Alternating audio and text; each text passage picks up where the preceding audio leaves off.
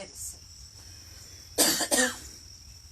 But I wanted to tell about back in, it might have been maybe 62, 63, 1962 or 63.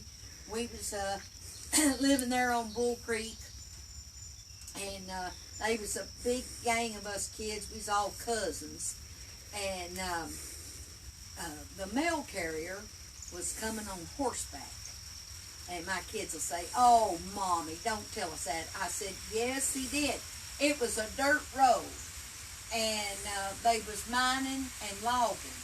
And when the coal trucks was full of coal and the log trucks was full of logs, and it would rain, oh, them roads would get out. They would be so rutted you could stand in a rut. And then they'd go down to the sawmill and get them slabs and lay them crossways. And you'd drive on them. It'd be so bumpy."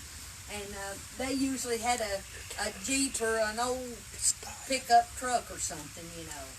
But the mail carrier, he went into such places that didn't even have nothing on the road, that he had to come on horseback. And his name was Emmett Sexton. And he had all of his fingers blowed off from handling dynamite caps. And here he'd come down the road. We could hear that horse a-coming. We was out in the field. We'd hear that horse a-coming. And here we was, barefoot and dirty as mud daubers. And we'd come a-running across a walk log. And we'd be standing there waiting for Emmett. Because he carried loose tobacco. And he'd show us how to roll a cigarette. And we just thought that was the greatest thing in the world, you know.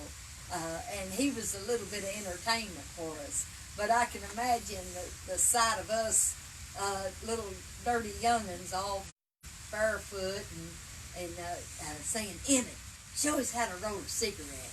There, you get that out of that pouch and lick them nubs, and he'd roll that thing up, you know, and show us how to roll a cigarette. So things had really changed from things back then, but it was a harmless thing to us, you know. It was just part of the culture. People growed tobacco, it's common used, and I can remember us growing cane for molasses, and we had a grinder, and an old horse would pull that grinder, and we'd dig a big deep hole, and we'd strip them cane blades off and run it through that grinder, and then them old sticky blades, we'd throw them over in that big hole we dug.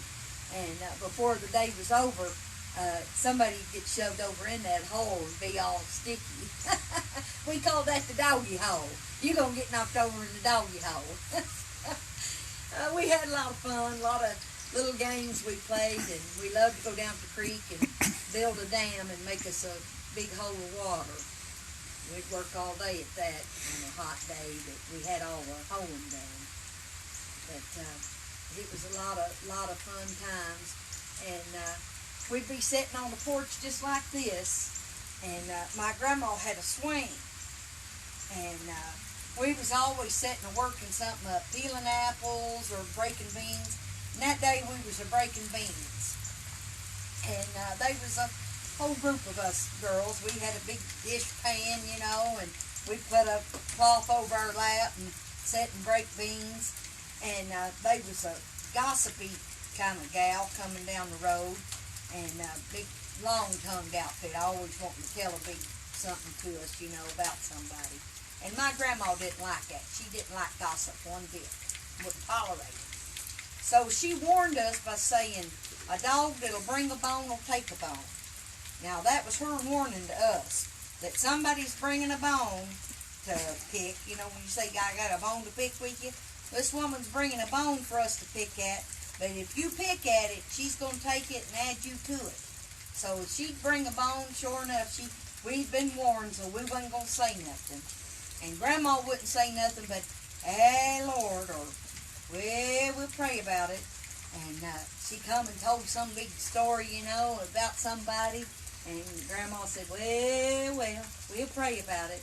And she wasn't going to get nothing out of us, so she turned and went on and couldn't add us to her story. Because they'll say, "Yeah, I was down there telling telling so-and-so about it, and they said, yeah, they know this like that, so they can add you to be their, validate their story. And my grandma didn't go for that. So a dog that'll bring a bone was a warning not to add anything to that story.